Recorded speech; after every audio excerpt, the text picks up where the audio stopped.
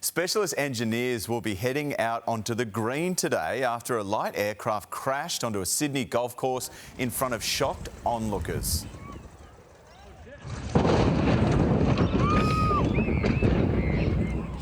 The noise, incredibly, neither of the two men on board suffered serious injuries, although both were taken to hospital for observation. For more, let's bring in pilot Richard Woodward live on the New South Wales Central Coast. Talk about rough landing. So what do you think caused this crash? Oh, morning, Shervo. Apparently they'd made a bit of emergency declaration to air traffic control, so they've obviously had an engine failure of some kind and elected to try and land on the golf course. So that was what set them up to do this.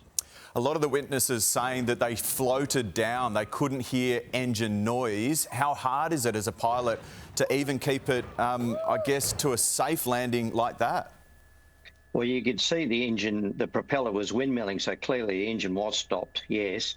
It is pretty tricky. You've got to find a safe area to land, and they obviously thought the golf course was a good idea, and they generally are because they're wide fairways and it's a reasonably long, flat, smooth surface. They were unfortunate to hit a bit of a bank when they did a last-minute turn to line it up. Yeah, they got wedged, so to speak, didn't they? It was a trainee flight, so essentially someone on board this plane was inexperienced to a certain level. Just take us through what would be happening in the cockpit as this thing is coming down.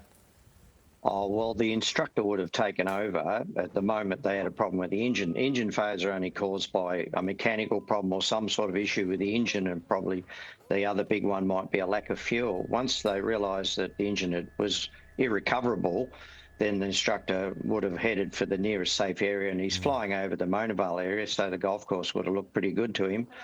And they set up a glide to tell the emergency services that they're going to crash land and head for the nearest flat and open surface. They're pretty busy. He would have tried to restart the engine, there's no doubt about that. Yeah, I mean, you can only think that instructor, if they did take over the controls, deserves a medal, because it was quite remarkable that they got it down as safely as they did. Thanks for your time this morning, really appreciate it.